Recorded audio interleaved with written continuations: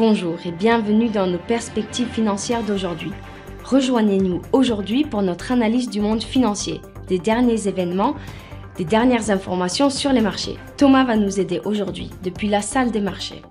FTX a reçu le feu vert d'un tribunal des faillites américain du Delaware pour liquider 3,6 milliards de dollars d'actifs cryptographiques.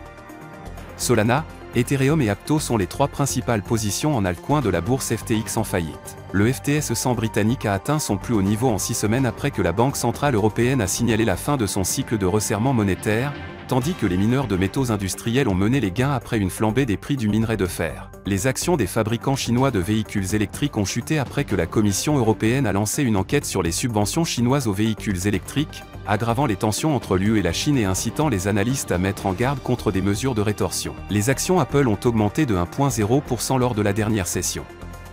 L'indicateur MACD donne un signal haussier, ce qui correspond à notre analyse technique globale. La paire euro-dollar a perdu 0,8% lors de la dernière session. Le signal haussier de l'indicateur stochastique est conforme à l'analyse technique globale. La paire livre sterling-dollar a perdu 0,6% lors de la dernière session.